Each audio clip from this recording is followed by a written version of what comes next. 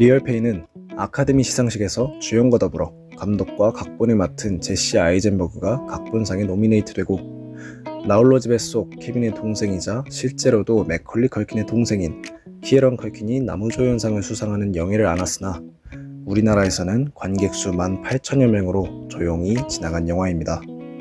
저도 개봉 당시에 볼까 말까 고민하다가 왓챠피디아의 이벤트에 당첨되어 관람권을 얻고서야 아무런 정보 없이 극장으로 향하였었는데요. 그렇게 감상하게 된 리얼페이는 어땠냐? 왜 가끔 그런 영화 있잖아요. 나는 이 영화가 너무 마음에 드는데 누군가에게는 그렇지 않을까봐 조마조마해서 추천하기 힘들어지는, 그럼에도 많은 사람들이 꼭 한 번씩 보고 느꼈으면 좋겠는 영화. 제게는 리얼페인이 딱 그런 영화입니다. 생김새부터 성격, 취향까지 달라도 너무 다른 극과 극의 성격을 가진 두 사촌 데이비드와 벤지는 돌아가신 할머니를 기리기 위해 오랜만에 재회하게 되고, 할머니의 고향인 폴란드를 방문해 투어를 떠나게 되는데, 한때는 형제처럼 친밀했지만 각자의 삶과 가족 등으로 멀어졌던 둘의 관계는 새로운 국면을 맞이하게 되고, 그러한 연유로 극과 극의 성격을 지닌 둘은 투어에서 균열을 일으키게 되며 예상치 못한 일들이 생기면서 두 사람 사이의 미묘한 감정의 골 또한 더욱 커져만 갑니다.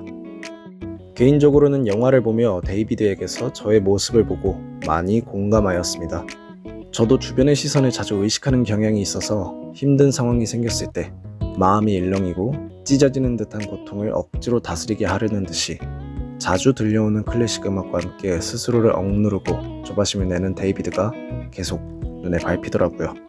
이렇듯 데이비드는 사회생활 속에서 한껏 소심해지고 눈치를 보며 분노를 참고 이 사회에 발맞춰 살아가기 위해 발버둥치는 우리들의 모습을 투영하고 있습니다. 영화는 이러한 데이비드의 내면을 중점으로 영화를 이끌어가면서 계속해서 데이비드를 인내하도록 만듭니다. 조금 전에 언급하기로 하였던 클래식 음악을 자주 사용하면서 데이비드를 시험하고 사회 속에 가둬두려 하죠. 그렇기에 영화가 전개되고 여행을 거듭하면서 점차 사회라는 무게를 딛고 계속해서 들려오는 클래식 음악과는 다르게 조급하기만 했던 자신을 털어내며 성장하는 데이비드의 모습이 더 감동적으로 다가왔습니다. 스포일러 때문에 자세히 말씀드리기는 힘들지만 식당에서 데이비드가 벤지에 대한 자신의 생각을 이야기하는 장면은 내가 하지 못했던 말을 대신해서 힘겹게 해주는 것만 같아 가슴이 먹먹하면서도 울컥하게 되더군요. 그런데 영화가 또 막상 이렇게 데이비드의 시선에서 데이비드의 이야기에만 머물러 있었더라면 저는 이 영화에 푹 빠지진 못했을 겁니다. 그저 하나의 캐릭터에 몰입해 감정적 동요를 일으키는 선에서 끝났겠죠.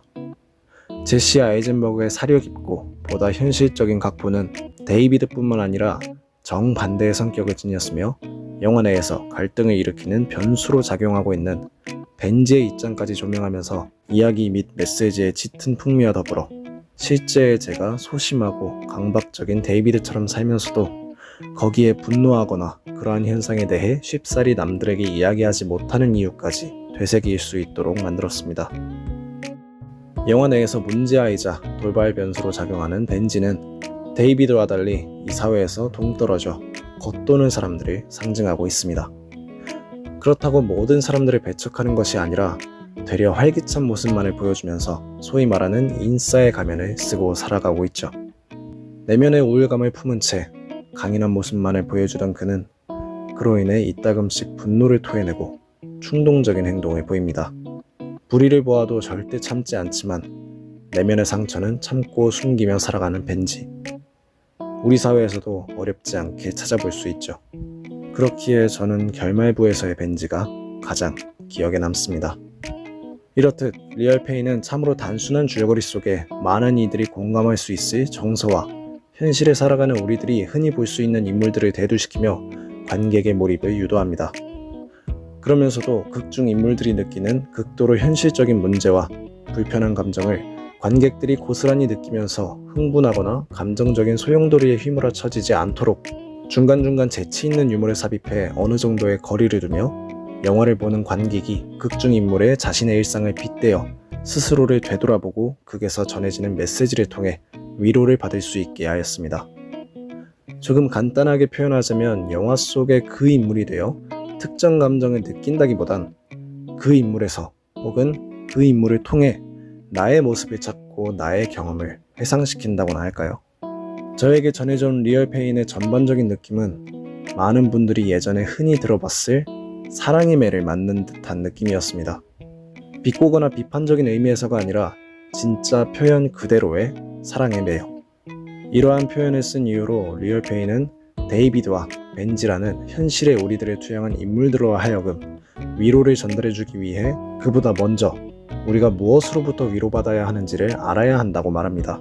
마치 거울 치료를 하듯이 고통을 먼저 보여주며 따끔한 일침에 날리죠. 그것은 불쾌하거나 빈정상하기보다 나에 대한 깊은 이해와 위로를 전달해 주었습니다. 영화의 마지막에서 보여준 한순간의 어처구니 없을 정도로 따끔한 일침은 그 장면을 보고 있는 저의 가슴 속 응어리를 터뜨림과 동시에 웃음 짓게 만들었습니다. 울다가 웃으면 엉덩이에 뿔 난다던데 웃음과 함께 눈물을 터뜨려 버렸어요. 참고로 저는 이제 웬만한 영화들에는 눈물을 흘리지 않습니다. 우리나라 특유의 신파성 짙은 작품들에도 멀쩡하죠. 특히나 리얼페인에는 슬픔을 직접적으로 드러내는 장면 혹은 분위기가 거의 없다고 봐도 무방합니다. 그럼에도 이 작품에서 전하는 이야기가 저의 마음을 건드렸고 그 속에 갇혀있던 나에 대한 정서들을 밖으로 끄집어 주었습니다. 저는 이 영화를 몇 년 주기로 여러 번 보게 될 것 같습니다. 금방 보고 싶지는 않고 또 볼 때에는 제대로 된 환경을 갖추고 보고 싶습니다. 이 영화를 언젠가 또 힘이 들어있을 저를 위한 사랑의 매로 저의 감수성을 확인하게 되는 영화로 남기고 싶거든요. 그렇기에 언젠가 저처럼 지쳐있을 분들께서 꼭 한번 보시기를 적극적으로 추천합니다. 저는 보는 내내 불편했고 매우 웃겼으며 즐기면서 약 5번의 울컥함을 느꼈는데 다른 분들은 어떻게 보실지 궁금하네요. 영화 리얼페인은 지금 디즈니 플러스에서 스트리밍되고 있습니다.